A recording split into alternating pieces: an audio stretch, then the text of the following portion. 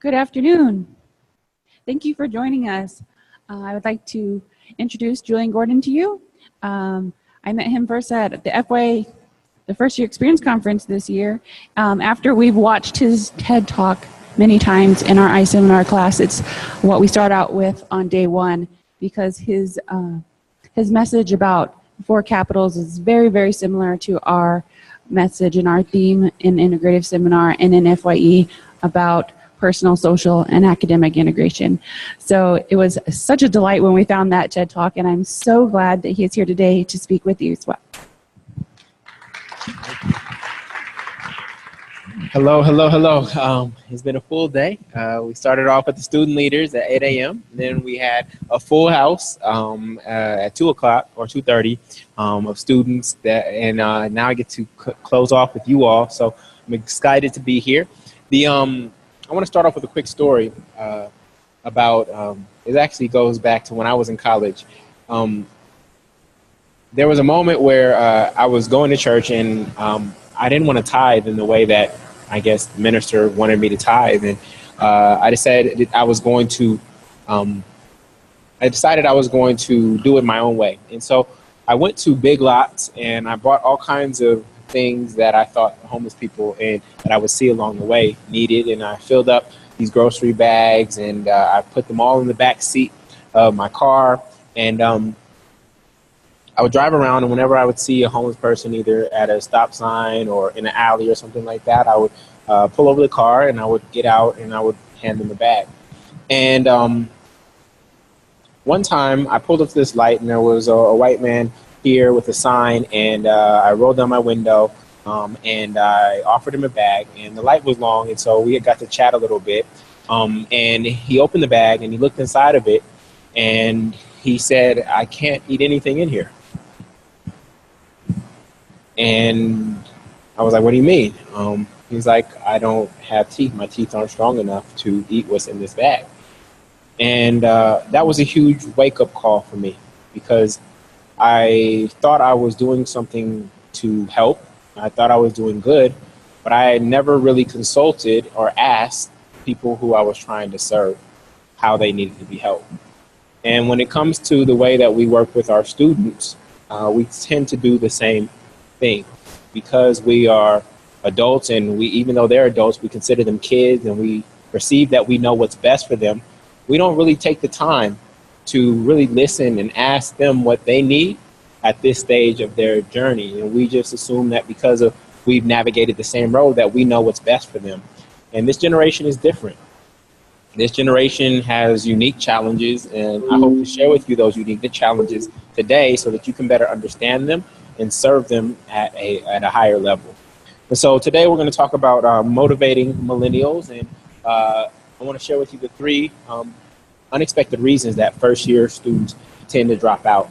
I also want to acknowledge that I know I'm speaking to the choir in some ways. There's a culture shift that needs to happen here, and we're going to talk about that in just a second.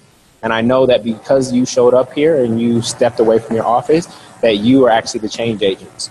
But there are other faculty and staff members who aren't here for whatever reasons. Perhaps this isn't important to them, that you all have to infect if we're actually going to have impact and true cultural change on this campus. So I'm grateful that you're here, and I celebrate you for putting students first, because a lot of people don't like to use this language, but the student is our customer.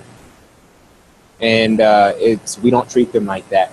If you went to a store and you would be angry if the store owner or the people that work there were telling you what to do, right? And saying, "No, you need to go down this aisle," or "No, take that out of your basket and put this one in." If you have that kind of experience at a store, you'd be like, "I'm leaving this store." So that's what we're going to address today. In this session, we'll cover the top reasons students drop out in their own anonymous words, how to motivate and engage millennials with diverse dreams that don't fit into majors, the difference between how successful students and unsuccessful students think about college, and how the way students manage the gaps in their schedule can predict persistence. Many of you have seen my top TED Talk. It has over 250,000 views now, and thank you for using it here And then after using it for a couple of years, invited me to actually do it live because the TED Talk's only 12 minutes. I got to spend actually about 80 to 90 minutes with them today, and we went really deep, and I pushed them really hard. If you can ask anybody who was there, like I put their butts to the fire today, and let them know how responsible they have to be for their future and their education. I do this presentation at FYE. We're always full house there, so I'm glad to be able to bring it to you. How many of you been to FYE before? A few people, okay? So not everybody gets to go. I know you go to other conferences and professional developments, so I'm glad I get to bring it here. So my journey really starts when I was at my little brother's graduation. I have two little brothers, one who's 4 years behind me and another who's 6 years behind me. And all the graduates were sitting in the ground floor of the basketball arena, and all the guests were on the upper deck. And I'm looking down, trying to find my little brother, and on the top of one graduate's hat, it says, "Hire me." And it was at this moment that I realized that higher education wasn't leading students to getting hired in the way that it had in the past. And we've oftentimes told students that this is the path to a good job and a good career. And that has changed in a lot of ways. And yet we still use the narrative here in America that this is the most secure, safest path to get there. And that's not always true. And that's not actually holding up the way that it actually held up for you all. And so when I was at my little brother's graduation, I started thinking about because both my little brothers, they went to UC Irvine and Cal State Fullerton. Great young men, hard workers, smart, but both graduated unemployed. One graduated unemployed and the other one underemployed. And I couldn't understand, even though we're only 4 years apart, we had the same exact resources growing up with the same high school, something had changed. And so I wrote down all the things that I did during my undergraduate experience that allowed me to step into the life that I wanted to upon graduation. And I put that list up on a blog, and it went viral, and an honor society called me, and I became a speaker. They wanted me to do a tour to their campuses around this. And that was actually the first time I came to New Mexico when I spoke at University of New Mexico for the National Society of Collegiate Scholars. I've spoken at colleges all over the country, over 100 schools now, so I have a good feel for what's going on across the country. I went to UCLA for undergrad. I graduated in 3 years, business economics, and then I went to Stanford for business school and got my master's in education there. And these are the schools all across. I got to add you on there now to the map. But I've been able to touch a lot of lives through this message and this work. So I want to start off first with the big difference between your generation and the younger generation that we are now educating. See, the American dream has always been positioned as this white picket fence with this nuclear family, a kid and a daughter, a son and a dog, right? A Toyota Camry or a Honda Odyssey, one of those things, right?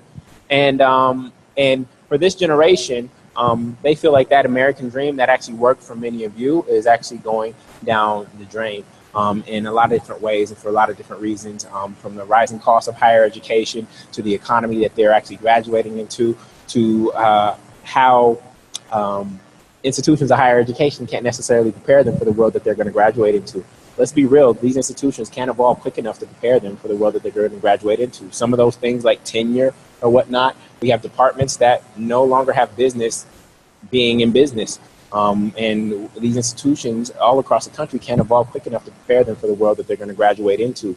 Like if there's a business school that doesn't have a digital marketing major, not just a digital marketing class, but a digital marketing major as in how to actually sell things online, then that already shows that we are behind. I've seen schools where they have still textile marketing, right, but no digital marketing class. Like that doesn't make any sense, right? But because of bureaucracy and tenure and professors being there and holding on to their own ways, we don't really actually evolve to prepare them for the world that they're going to have to graduate into. Like social media marketing, that wasn't a job 10 years ago, but now it is. But how are we actually preparing people for those kind of opportunities if we have these old majors that have been here for 20, 30, 40 years, right? And so this generation feels stuck in a lot of ways. The old American dream, many of you checked off all these boxes: graduate from high school, graduate from college, get a graduate degree, get a nice car, find love, right? Get married, pop out one of these, get a starter home, pop out another one, upgrade to a Honda Odyssey, get a bigger home, right? How many of you checked off a lot of these boxes? Come on, right? So this is the old American dream, and this particular American dream is like, that's my life, right? This dream isn't particularly working for this generation, and it's very linear for them. And we've been taught that you just add more money and that everything works out, and they've seen that hasn't actually been what's led their parents to happiness or fulfillment. And this generation wants to go straight to their purpose and straight to their passion without doing all these other things and hoping that I get to experience that on the back end of life. Right. And sometimes we beat them up for that because we had to go through the trenches. Right. It's kind of like when you have a freshman come onto a basketball team, you want to put them through the ringer because you had to go through the ringer. Right. But in fact, they actually are starting to live out the life that we actually wanted to live.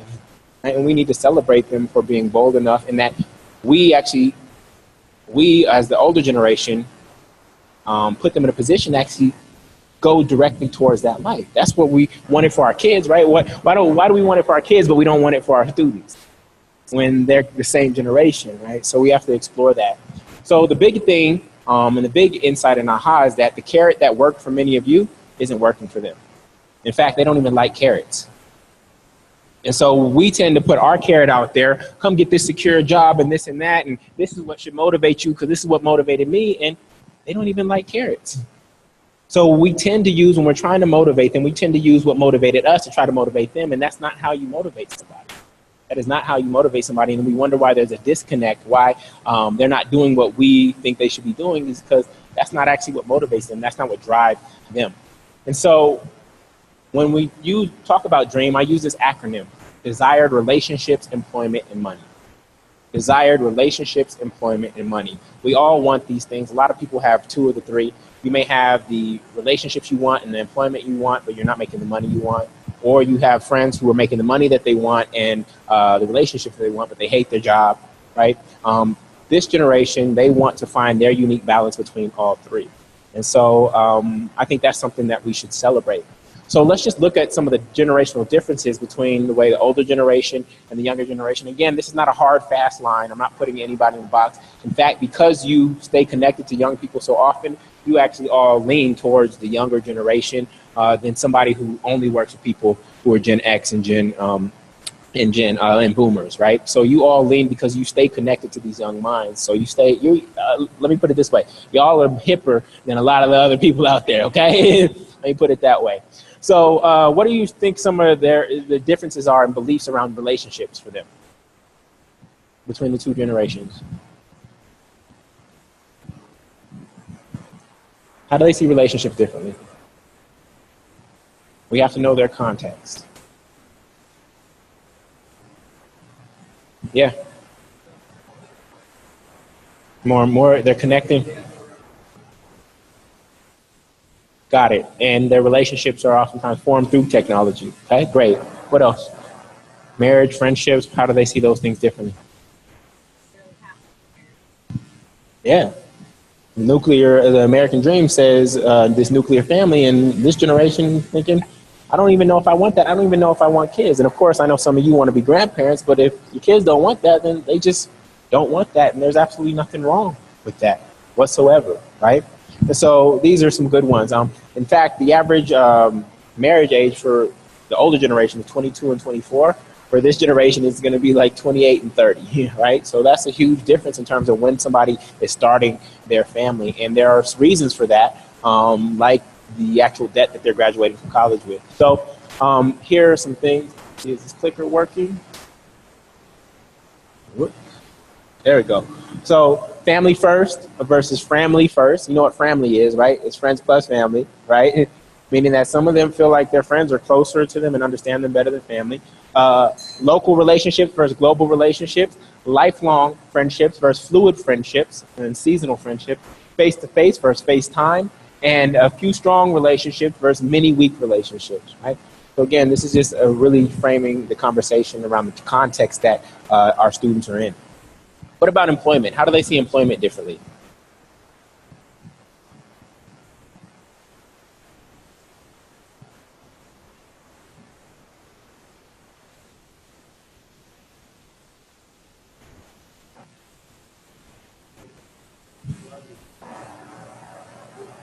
Got it.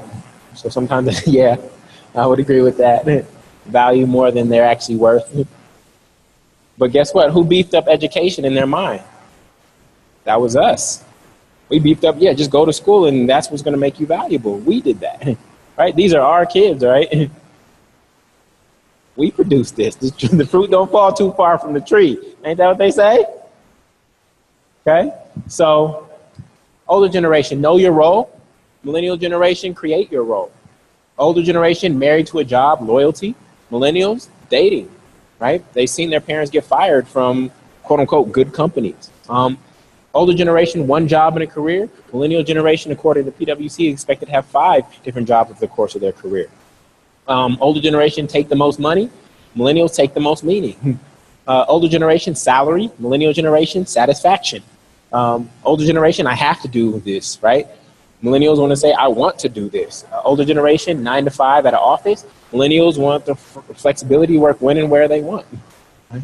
So these are the contexts and technology is allowing for some of these things to occur. And then let's do in money. How do I see money differently?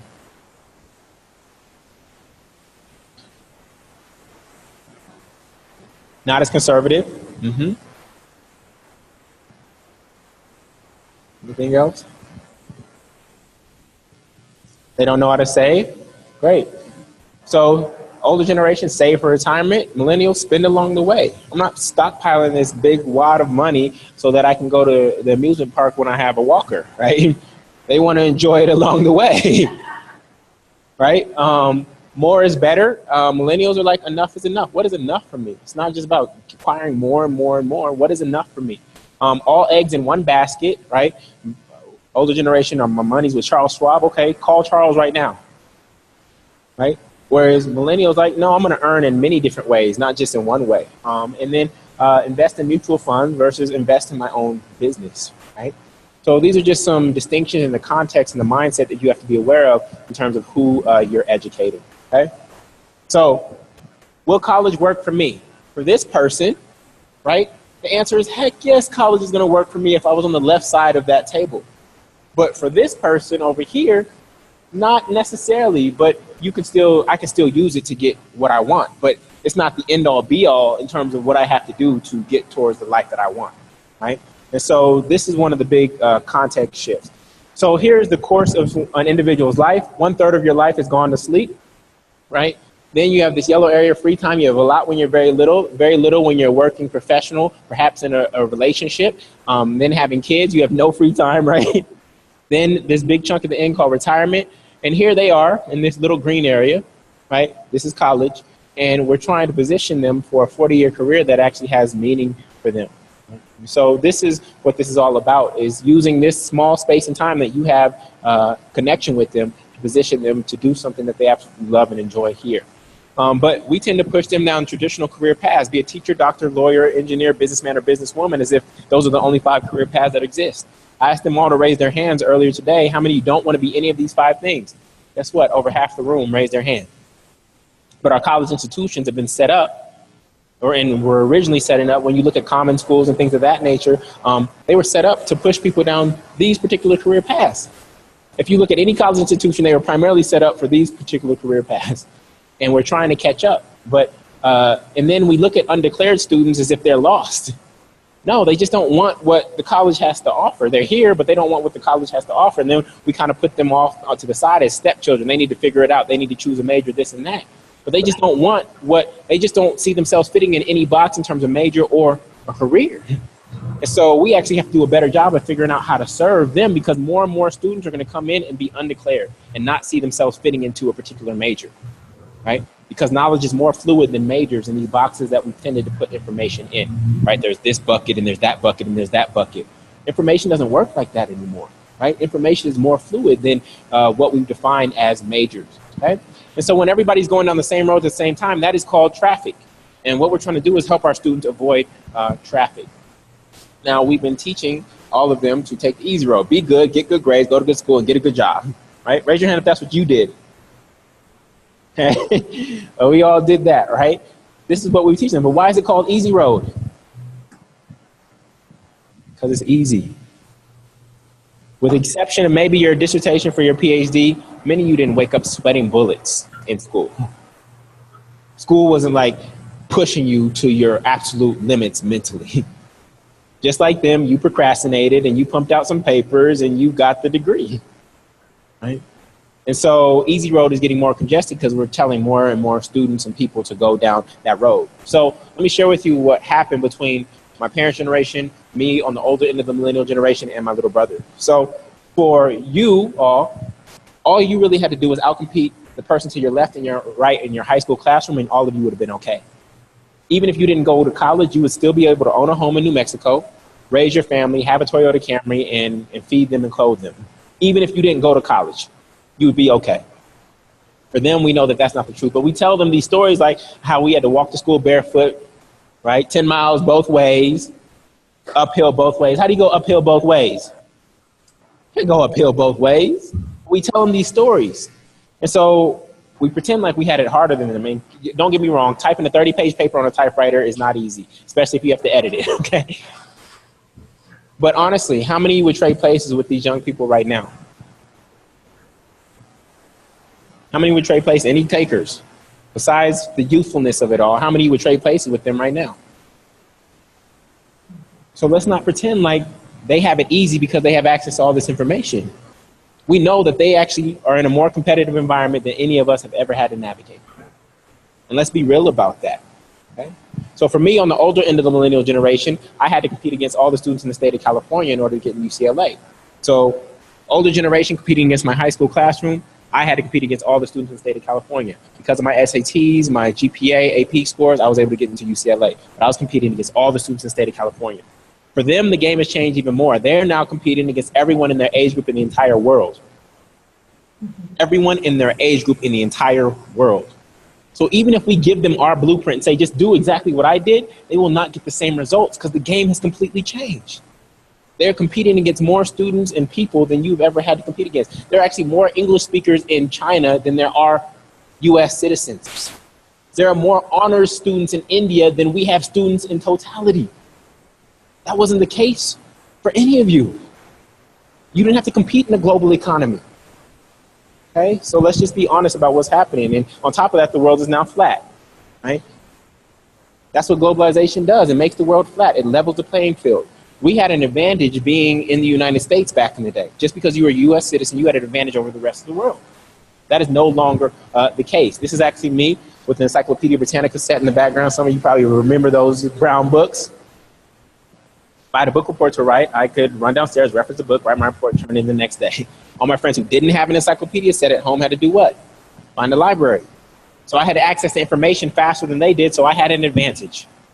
Google's mission is to make the world's information universally accessible to all people, and they're doing a great job of that.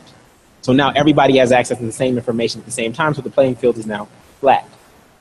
So when we think about our students and we say, who's hungrier for opportunity? This Indian boy who is studying a textbook in a developing country under a McDonald's streetlight, because it's a global company, who's hungrier for opportunity in education? This young person or our students over here? This student will eat them alive in the global economy. And I'll prove it to you. This is Google's CEO.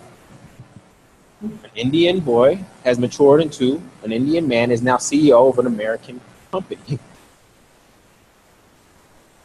Go look at the CEOs of Fortune 500 companies that were international, that were non-American in your generation. Probably like 2%. Right? So the world has changed, and it's more competitive for these young people. And that means we as an institution have to step our game up if we're really going to prepare them. We can't keep doing the same thing that we've been doing for 30 years and expect them to be ready for the real world. We just can't. Right? And if that is the customer, then we have to do the best thing possible to serve the customer.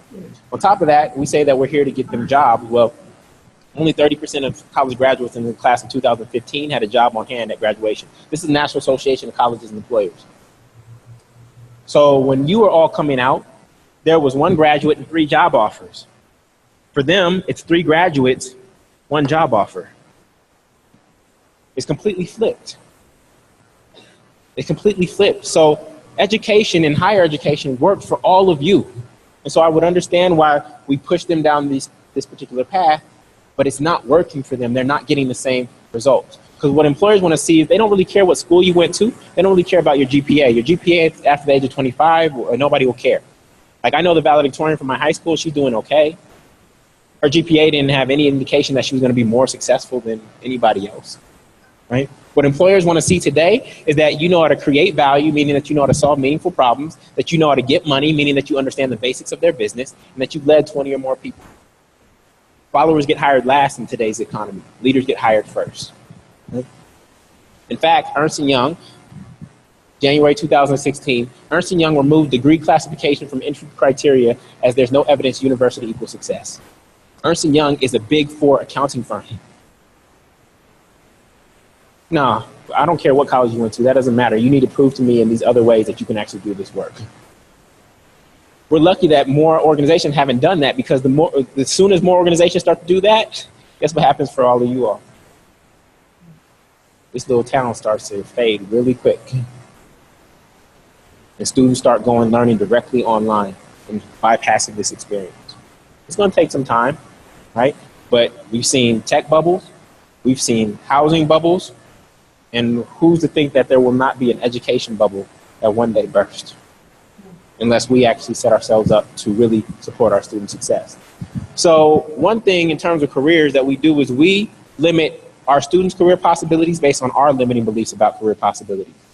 Student says, oh, I love doing this, and we cut them off because we are cut off. Not because it's not possible to make a living doing that, but because we don't know how there's a way to make money or a living doing that. We cut them off, and our fear and actually our love for their safety actually comes up.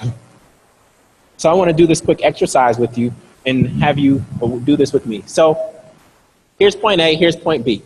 And I want you to come up with as many ways as possible that you can get from point A to point B without crossing over your own tracks. And I'm going to give you about 90 seconds to do this. How many ways? I'll give you an example. Here is one, right? Go straight up, go straight across. That's one. I want you to come up with as many ways as you can get from point A to point B without crossing your path. So I'm going to give you about 90 seconds.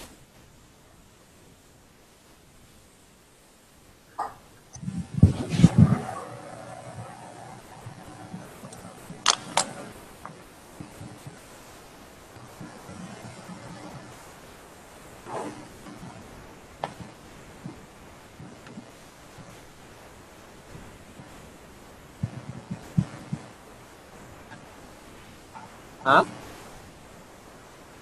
Oh, from previous try, yes. You have?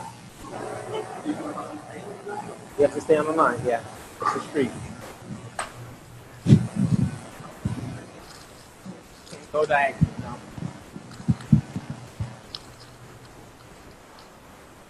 No, can't go across the line.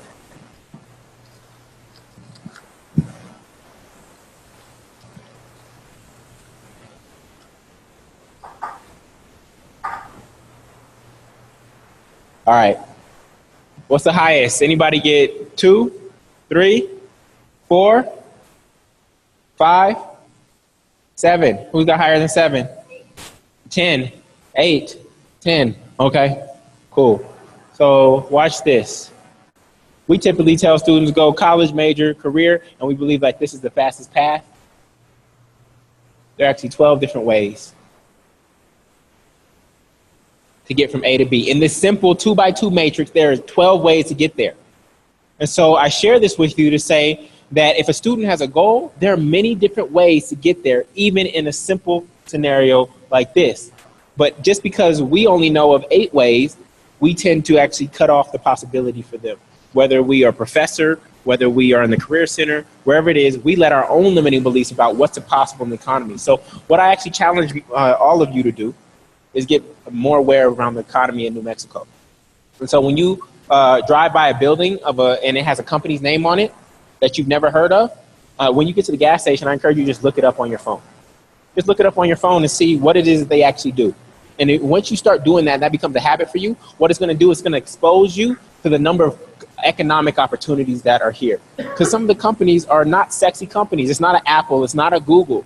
But these companies are actually out here making real world business and employing real world people, right? So what it does is just, it gets you out of your academia, because many of you have been in academia all your life. So therefore, you don't really know what's going on outside of this bubble of higher education, right? I'm on the FYE listserv, and there's people just jumping from job to jobs in higher education, but don't know or not aware of the economic reality that our students have to deal with. We have to know that people have made money off of this bar on this chair, off of this padding, off of this TV, off of this mat, off of this camera, off of that light off of this contraption, people are making money all around us. But we have limiting beliefs around what's economically possible, right? If I create a name of a company like InfoTrax, I bet you there's a company out there named InfoTrax. I just made that up. And I guarantee that they're employing a lot of people, and we don't even know what they do or what problem that they're solving. And so to the extent that we expand our ideas of what's possible beyond teacher, doctor, lawyer, engineer, it's actually going to allow us to help them in a more powerful way. Does that make sense? Okay. So on top of that, our institutions of higher education haven't been doing a great job of graduating students. And in part, higher education is the only institution of this nature where I know that there's no accountability, or accountability is very weak. There's this narrative in America that everybody goes to college and graduates in 4 years. And for many of you, that was actually true for you. So we actually believe that it's true for everyone. And it's not near the truth. Not even close. Not even close. So I'd like to ask you, anybody know what the first year student retention rate is here at Highland? 47%. Anybody know what the 4-year graduation rate is here? 6%. Anybody know what the 6-year graduation rate is? 17. So how many of you honestly did not know those numbers? Sorry about that. Got to pick up my daughter. Stop. Sorry. This is your institution. These are the most important metrics that measure the quality of a college. And over half of you have no clue what these numbers were. These numbers should be at the top of every single meeting that occurs here. And if we're not talking about these numbers and increasing them, then a lot of the stuff we're doing is just wasting our time. Here are the actual numbers. I think there are some updated ones. I think it's down to 45%. 45% first year student retention rate, 6-year, 4-year graduation rate, and 16, I think somebody said, 6-year. This is your school. This is fact.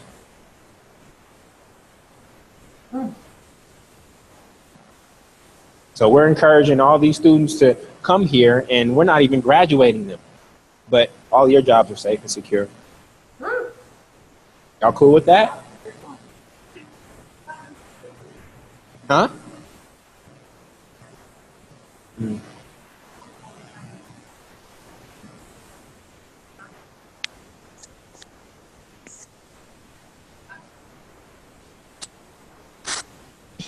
Understood. So I understand that your admissions policy is more flexible than some institutions, and you're taking risk on students, right? I understand that. But 6%, even with a whole bunch of other factors, and as smart as the people are in this room, we got to be able to figure out how to graduate more than 6%, regardless of the factors. As smart as all the people are, all the PhDs that are in this room, et cetera, we got to figure out how to get more than 6% of people across the finish line. In fact, of all the countries that schools I went to, these are some of the actual lowest rates I've seen.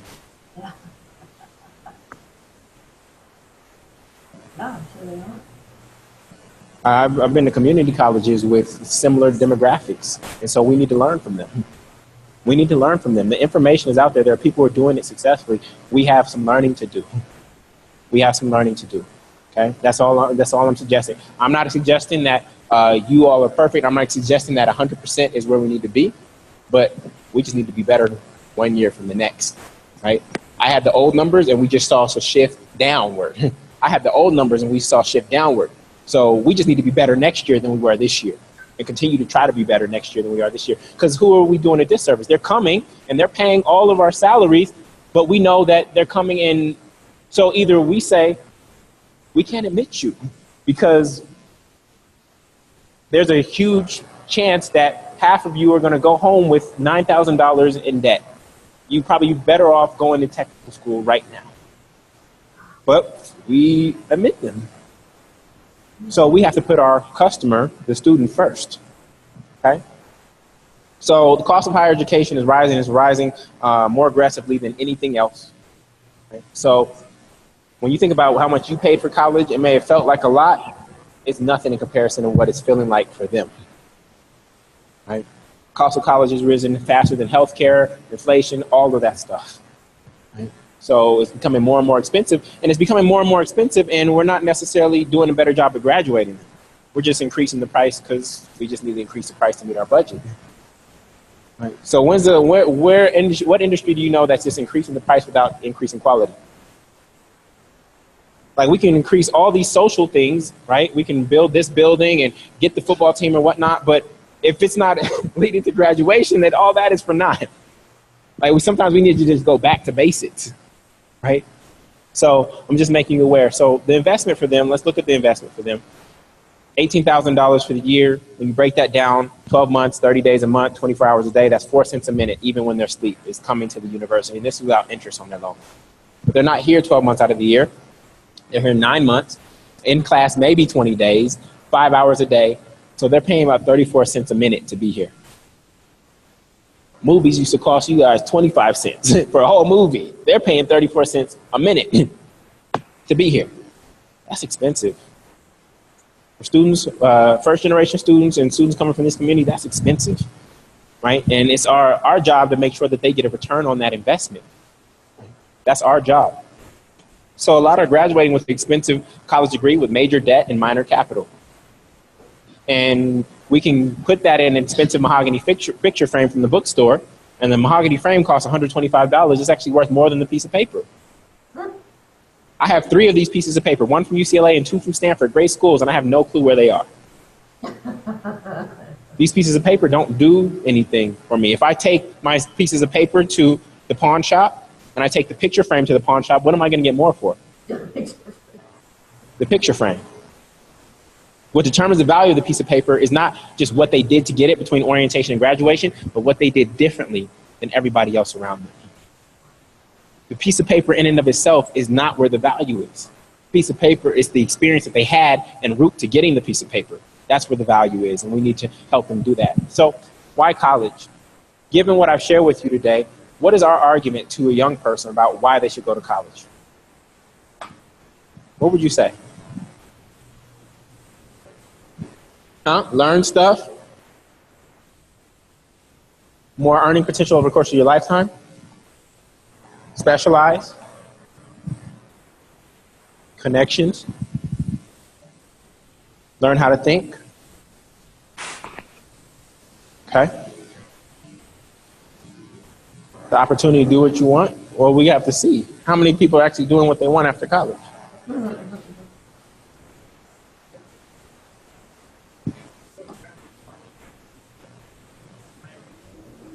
Yeah.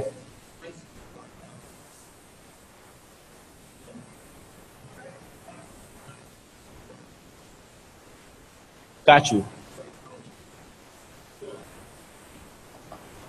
Understood. So let's get clear on this. Okay.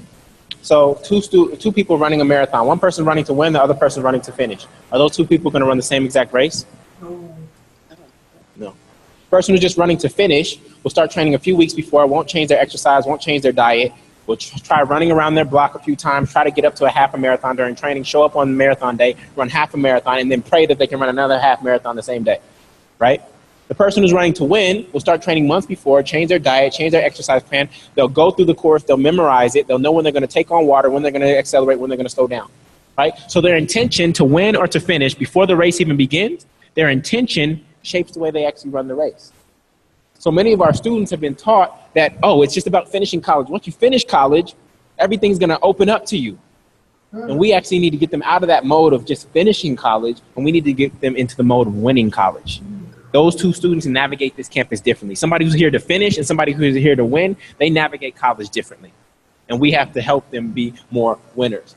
And so we've been putting graduation out there as this, as the finish line. And this is the reason why we're only getting a few people to cross. Instead, this is 2-year, 4-year. So this is even not just your school. This is national. 2-year on-time graduation rate, 4%. 4-year non-flagship, 19%. 4-year flagship, 36%. Okay, this is national data.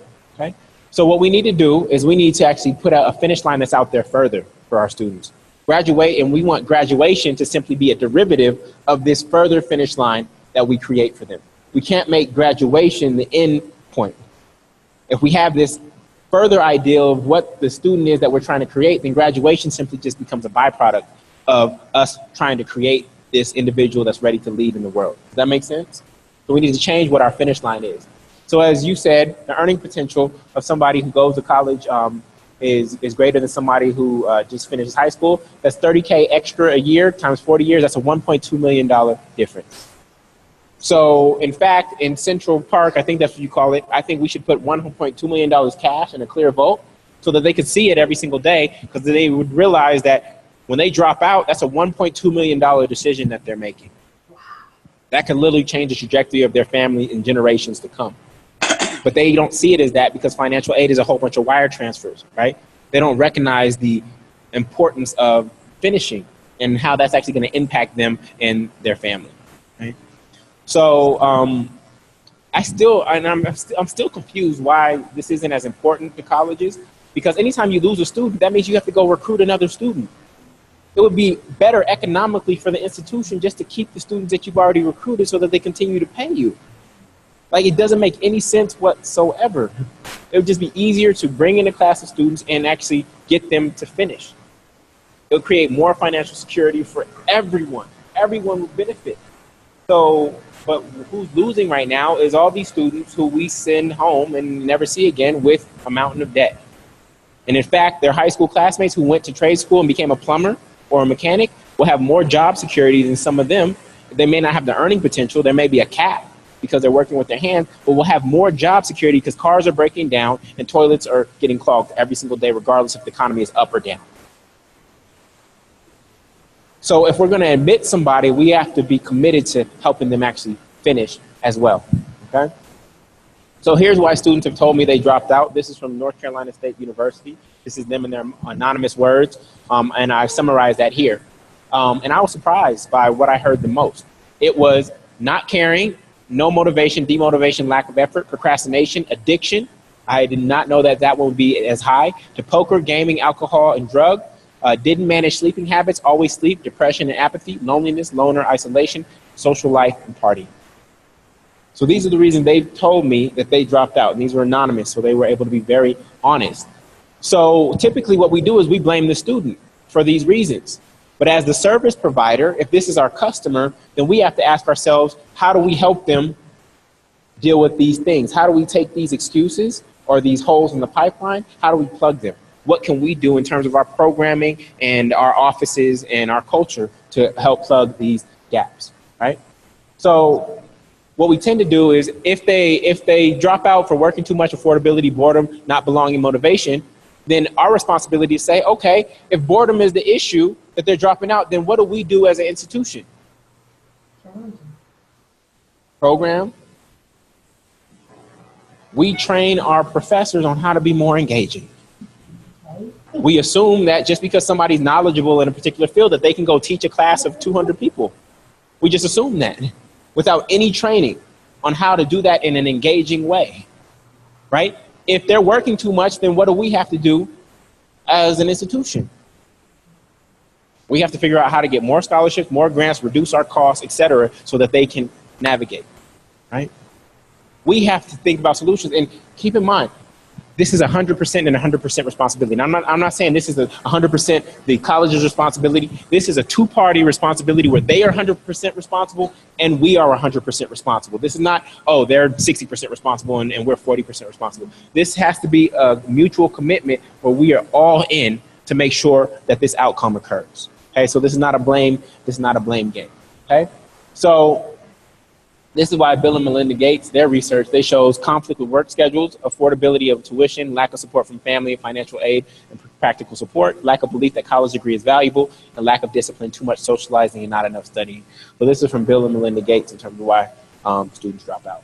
Okay, so one of the best things that we can do as those who work with them to get clear and help motivate them, because we've been trying to use our carrot, right? That's not what you use. The best carrot to use is their definition of success. You have them tell you what their definition of success, what they ultimately want, and you use that as the carrot to motivate them to do whatever they need. That's always going to be the best motivator. But the reality is many of them don't know their definition of success. And so you have to actually hold space for them and actually help them cultivate what that is. Because right now, their definition of success is graduate from college.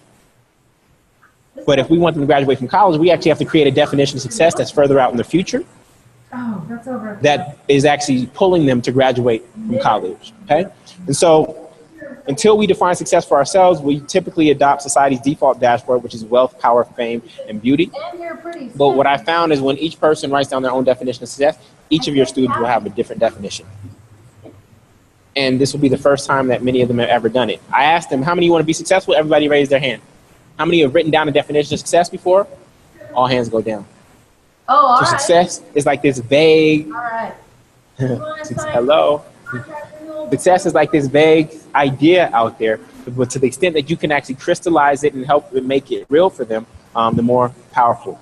So here's my definition of success. It's the alignment of my purpose, passion, and profit. Am I being who I want to be? Am I doing what I want to do? Or do I have enough of what I need to continue being who I want to be and doing what I want to do? This is my unique definition.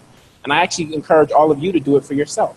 I know you're adults, but some of you have not defined success for yourself either, or your definition of success has actually evolved. Yeah. And so it'd be really important for you to get clear on your definition if you're going to invite them to do this work as well. So I measure my success by how many lives I touch, how many moments of gratitude I experience, and how much bread I break with other people.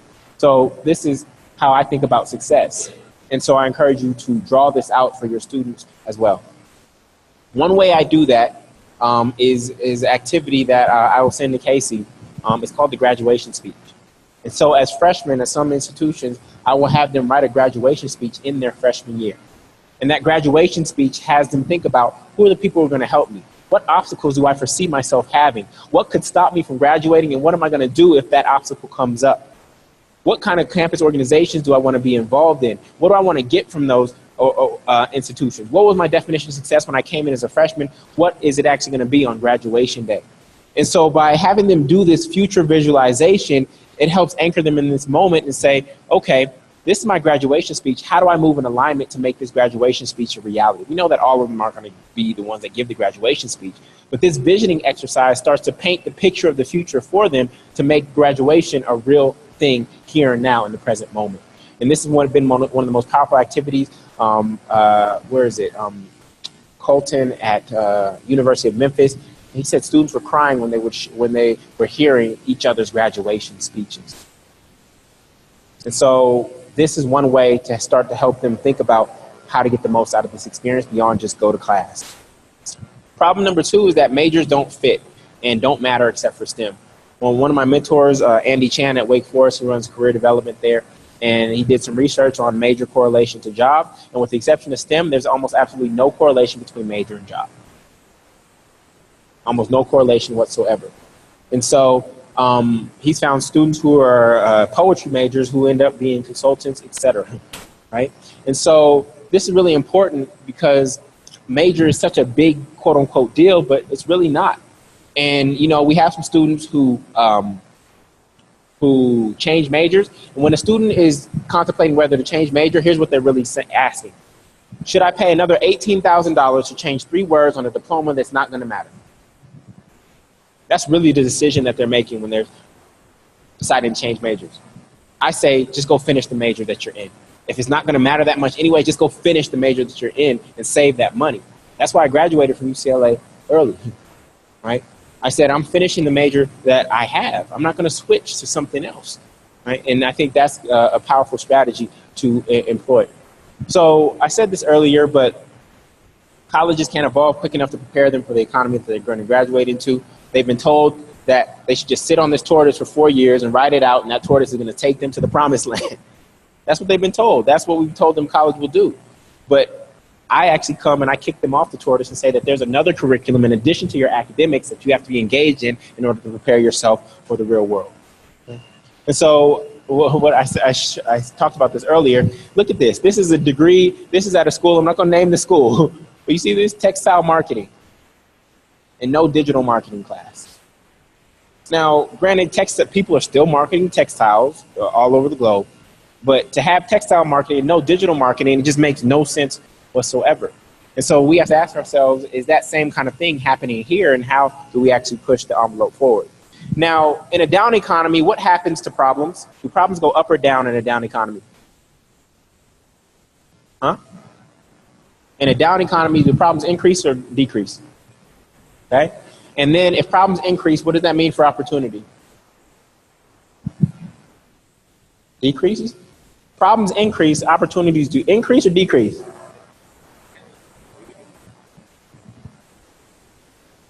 The more problems that exist in the world, the more opportunities there are. If we had everything solved, then there wouldn't be too many opportunities.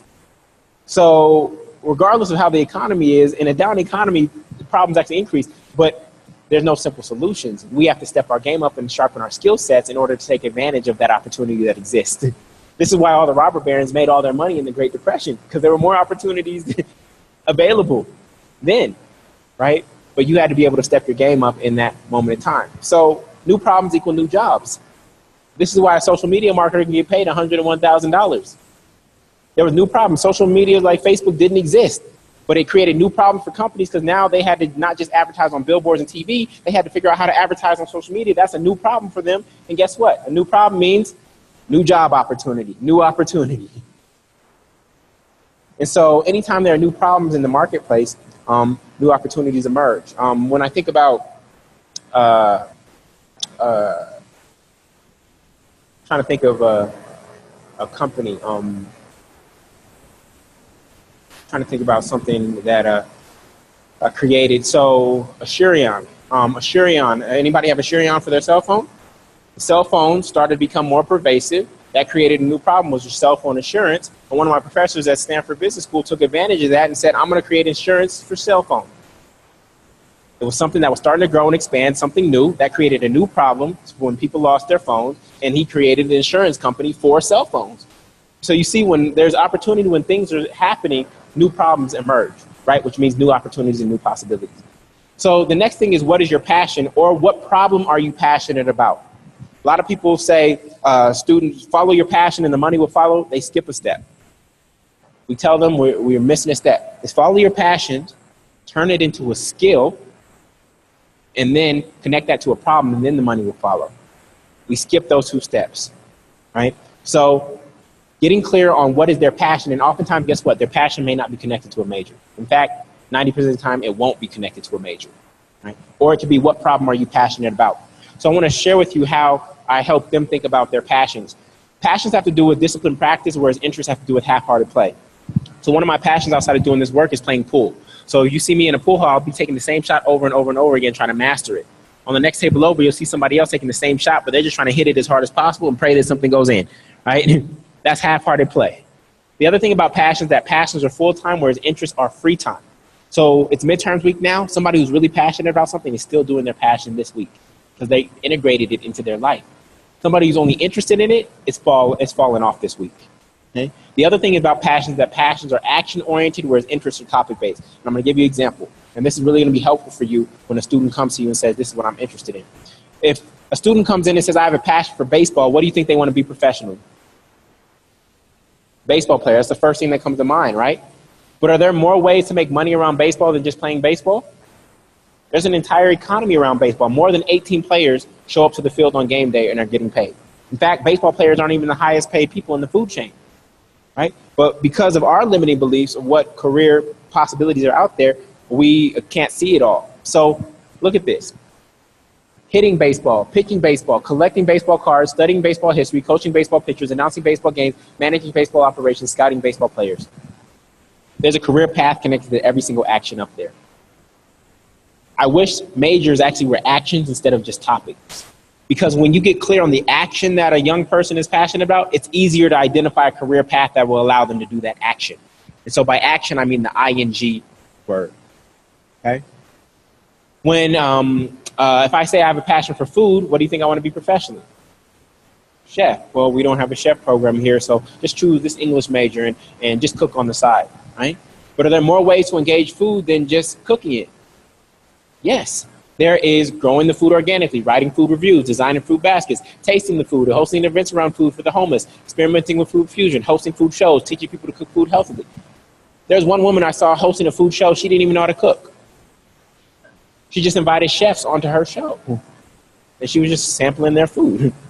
So she still has a career around food without knowing how to cook whatsoever. If a student says, I'm passionate about designing fruit baskets, what would you say? And you'd look just like that, like you're looking at me right now, like, I don't know what to do with that. Well, you see, when we cut them off from their possibilities, that could be a student who ended up creating edible arrangements.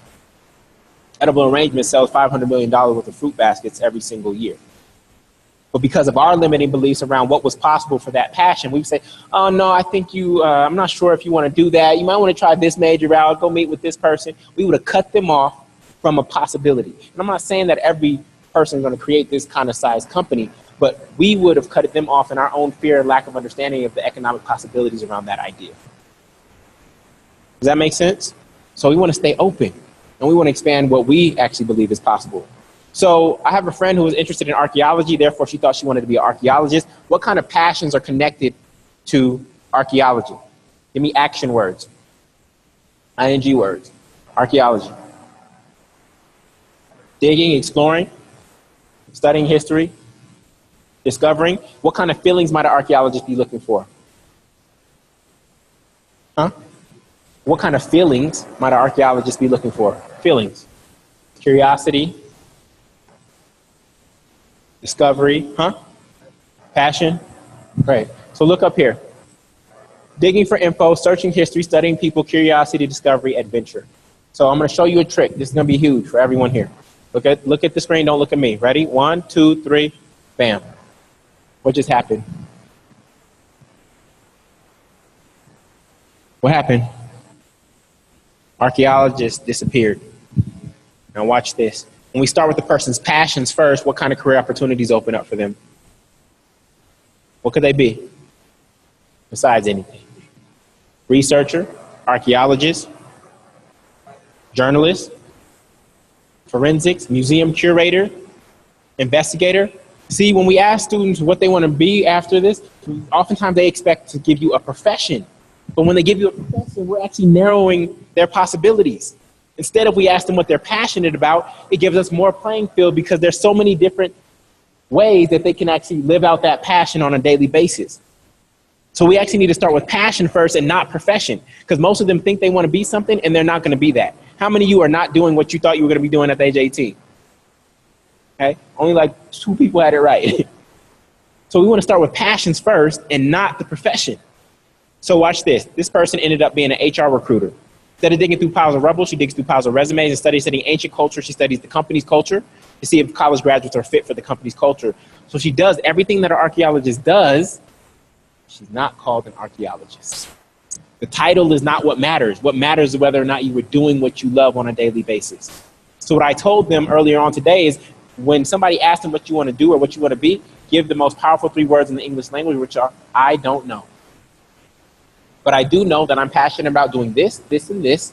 And I'm looking for career opportunities that will allow me to do those 3 things on a daily basis. And that's it. And be comfortable in that.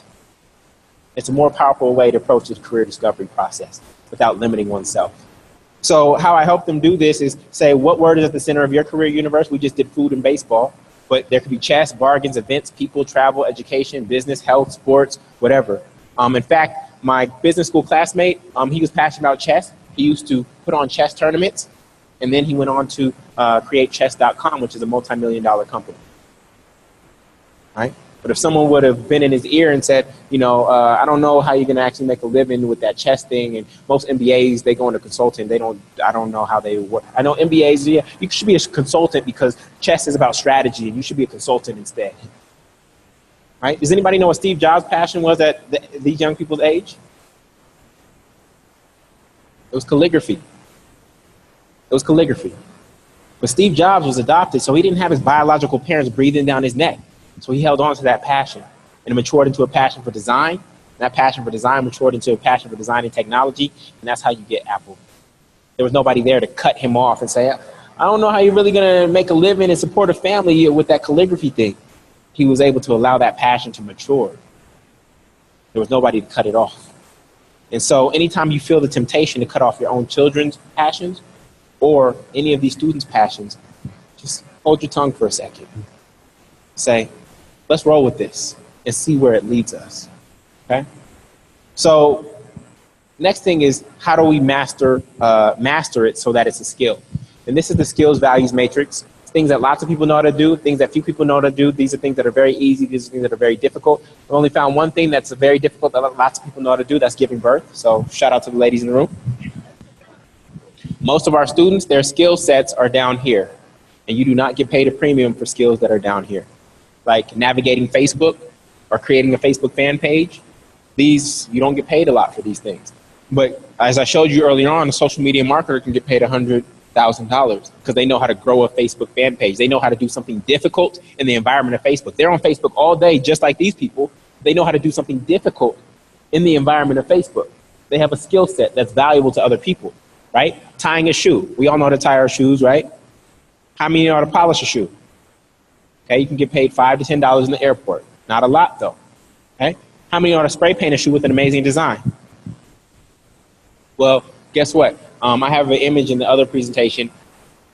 White Converse All-Stars on Zappos.com cost $55 all white.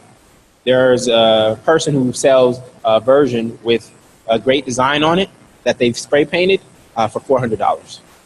They know how to do something difficult in the environment of shoes. Therefore, they can get paid. So we need to make sure that they are graduating with some sort of skill set, at least one skill set that is here, and it's likely not their major. The major is not really a skill set, right? We need to make sure that they have a skill set. So final problem is that the major gaps and major myths, and these major gaps are typically in their schedule. So let's start off by getting clear on who is the most ideal student. If you had to paint a picture of the most ideal student, who would you say, what were some characteristics you would say? Huh? Self-motivated, accountable, passionate, curious, willingness to learn. Great. So let's look at this: unsuccessful students versus successful students. Some of these are going to be shocking to you. How does an unsuccessful student think about sleep versus a successful student? The more the better for unsuccessful student, and a successful student. What does a successful student think? I got to get my 8 hours, right? What about grades? How does an unsuccessful student think about grades? Whatever. And how does a successful student think about grades? Straight A's. I'm going to catch you on this. Watch this. Unsuccessful student, they sleep whenever there's gaps in their schedule. Successful students, they sleep strategically. They take power naps and they try to get their 8 hours at night because they know that they need that to be fully aware. This one is counterintuitive for people. Grades. Unsuccessful students, they're the ones who try to get A's in every class. They start the semester and say, I'm getting an A in every class. Successful students set strategic grade goals. I had a strategic 3.3 at UCLA. I knew which classes I wanted to get A's in, and I knew which classes I was happy with the B+, A-. I wasn't trying to get A's in all classes, and guess what? That freed me up to actually be involved on campus because I wasn't trying to get A's in all classes, and I wasn't disappointed when I didn't get an A in all classes because I had a grade goal for classes that didn't matter to me that much. We have this vision that the most successful student or the perfect student is the student that's getting straight A's, and that's not true. It's not true. Do we want them to keep their GPA as high as possible? Yes, but that's not really true. In terms of gaps in their schedule, unsuccessful students, they have no intentions for the gaps in their schedule. And the gaps in their schedules are the ones where they get out of class at 11, their next class is until 3. No intention. Successful students, they're intentional about the gaps and they know what they're going to do at the beginning of the day. They know after I get out of that 11 o'clock class, I'm making a beeline to the library to go knock out these 2 problem sets. Okay? Unsuccessful students, they try to be involved in a lot of organizations. Successful students, they do a deep dive in 1 or 2 organizations. Unsuccessful students, they try to do it all on their own because that's what they've been conditioned and taught to do. Successful students, they form study groups, go to tutoring, and get help in office hours. Unsuccessful students, they try to be perfect on all their homework. Successful students, they know which assignments have the greatest weight, and they focus their energy accordingly. Unsuccessful students, they schedule their classes according to what's available and what their friends are taking. Successful students, they schedule their classes according to the time they learn best, whether that's morning or afternoon, and who's actually teaching the class. Unsuccessful students, they let friends with easier majors determine their social calendar, where successful students, they declare when he or she is going to have fun in advance, and they're able to say no.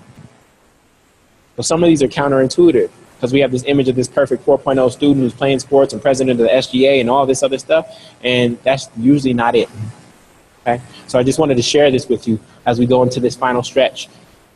We lose students in the gaps in their schedule. And like I talked about, 11 a.m. to 3 p.m. This is where we're losing students. Students can show up to class, they can pass the test and things like that.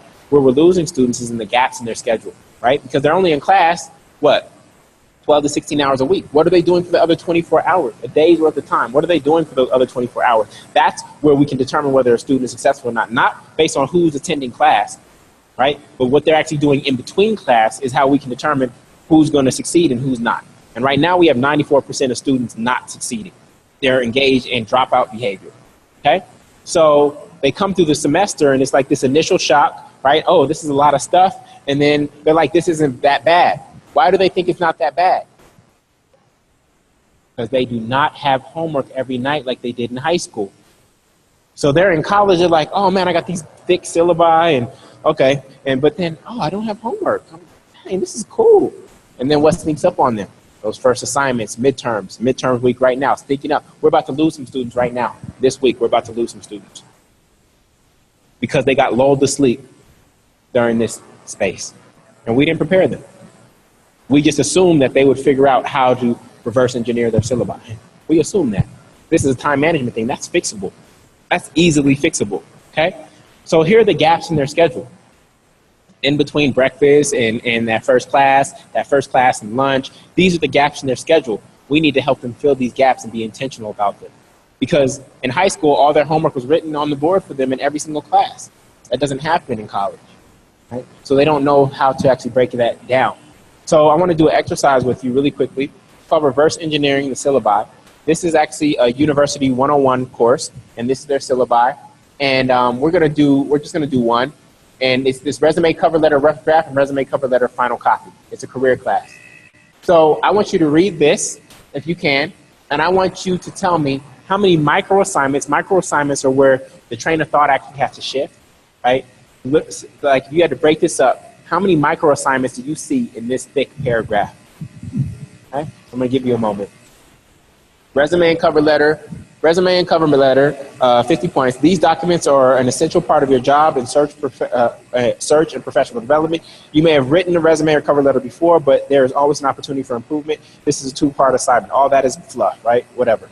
Part 1, first draft of resume and cover letter, 25 points. An important goal of this course is for you to leave with a polished and professional resume, as well as understanding of the role that resumes and cover letters play in the job, blah, blah, blah, blah, blah. As such, in this is a 2-part assignment, resume and cover letter.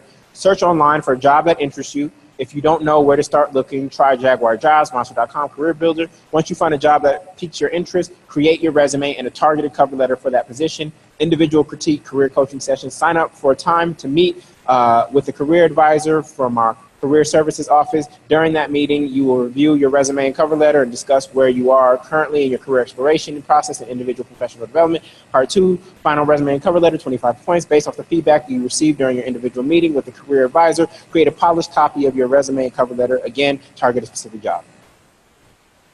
How much fluff was in there? You found 7? 20? How many? 7? Yeah, I got about 6 or 7. But this is how we're giving them assignments. And I'm not asking you to baby them and then break this all down for them. But you see how much fluff was in there? And the problem is that we're assuming that they're going to know how to extract these 7 assignments from this paragraph. This is how we're taught to. We've been using syllabi for how long? And this is where they get stuck. So find a job you like, 60 minutes. First resume, 60 minutes. First cover letter, 60 minutes. First meeting with coach, 45 minutes. Final resume, 30 minutes. Final cover letter, 30 minutes. Extra meeting with coach for feedback. This is a 5.5-hour assignment, and they actually have to reverse engineer that in order to do that. They can't just wake up the day before, because why? They have to have a meeting with the career services. So this is what we assume they know how to do, and they don't. And this is part of the reason they get behind. And when how many ever got a bad grade early on in the semester and just felt like bad because you're digging yourself out of a hole? It sucks, right? And this is what happens early on, okay? So we actually have to teach them how to reverse engineer their syllabi. We just did that for one assignment. They have to do that for that entire class and every syllabi that they have, if they really want to stay on time and be able to do this without a whole bunch of stress and without a whole bunch of sleepless nights and a whole bunch of bad grades. We have to create that space for them or help them do that, and we can use the university one-on-one classes for that. So how do you guarantee graduation? You don't assume that you know what actually motivates them. You have to listen and you have to ask.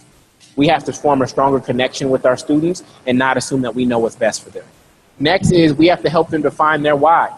Why are they here beyond just graduation? Because that's actually going to be the tool that actually we can use as their carrot, not our carrot, their carrot that motivates them. Then we have to help them find a passion, not just a major, right? And give them space and time and show them how they can use this university to develop that passion. And then we have to help them fill their gaps in their schedule with meaningful activities that are going to actually have impact on their life.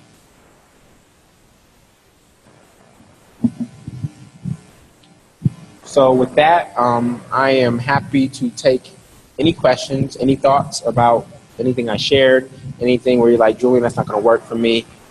Any questions about me and my journey, I'm happy to take 3 or 4 questions before we break. Yes. Thank you. Mm. Mm.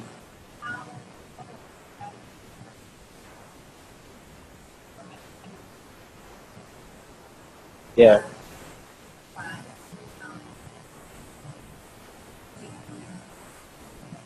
Yeah. Yeah. So the English the English class, I don't think they know how important writing is going to be to their ultimate career, and to the extent that you can emphasize that, whether and translate how writing is going to translate into not only email communication but into proposal.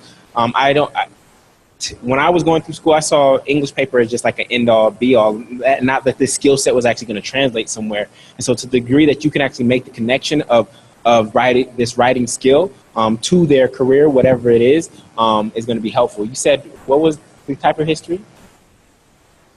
Got it. And what do you think is the skill set that they develop through that process of understanding that history?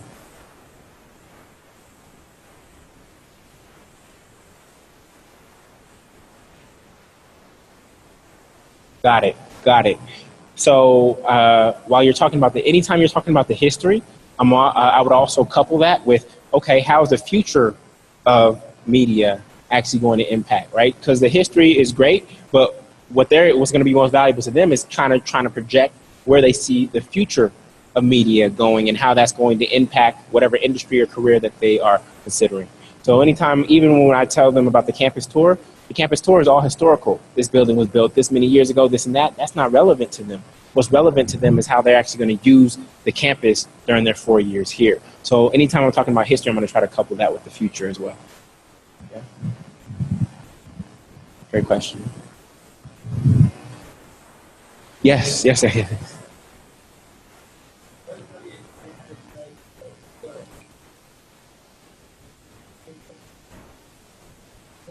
Mm-hmm.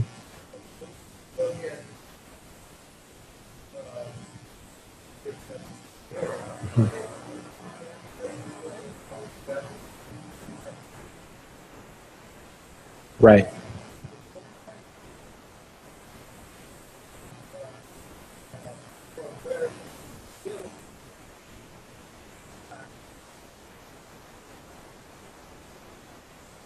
Mm-hmm.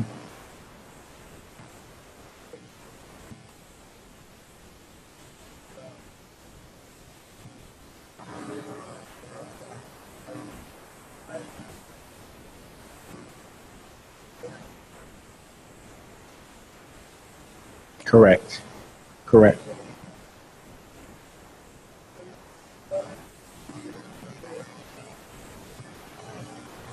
Yes.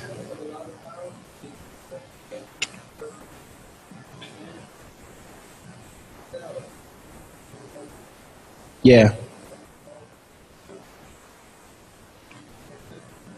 That is exactly right. So the thing is, if you're really developing a skill, if you're trying to pursue mastery, you have to be intentional about it. Because a lot of times we say, oh, my class develops critical thinking skills, it does this.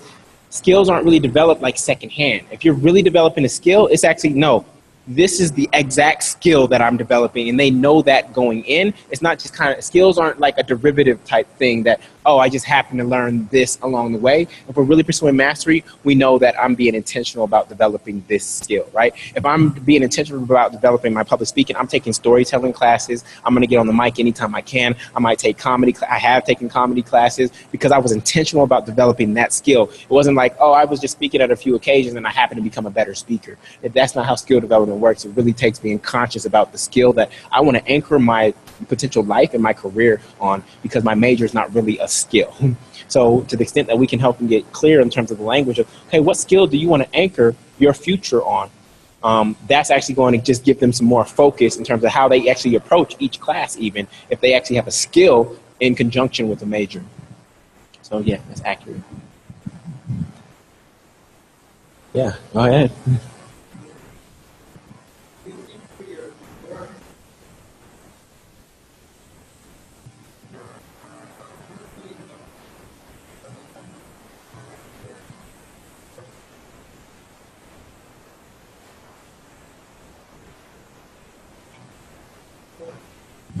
Yeah.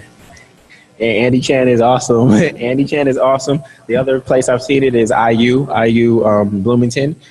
They had a course that used my book, The Interview, to help do some of that exploration. But many universities don't see the career gap, the college career gap, as their responsibility. They just assume that our degree is valuable enough and our students will just figure it out. And so they don't invest in that. And it's really sad. It's really sad to see students go and get all these majors and things of that nature and not be ready for the real world. Yeah, I don't see that many. Yep. Yes.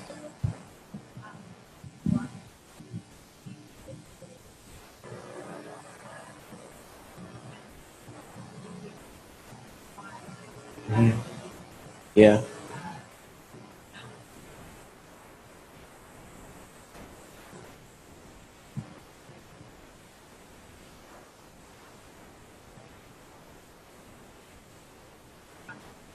Mhm.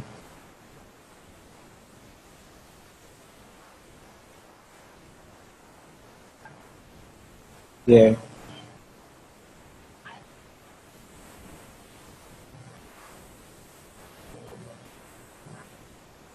Yeah. Yeah.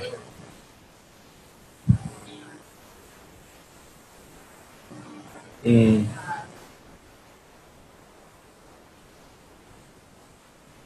Mm.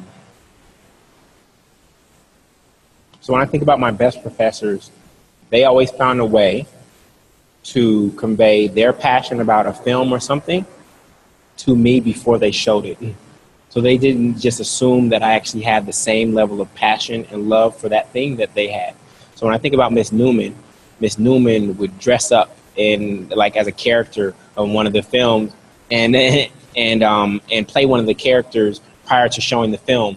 Mr. Caldwell, he remembered the Gettysburg Address by memory and recited that to us.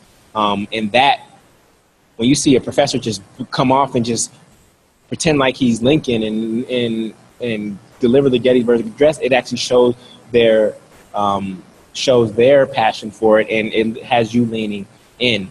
So again, it goes back to don't assume and just figure out how can I actually convey why I chose this film, why I'm giving this assignment. How can I convey my passion up front so that they can lean in half as much as I actually have leaned into loving this particular thing.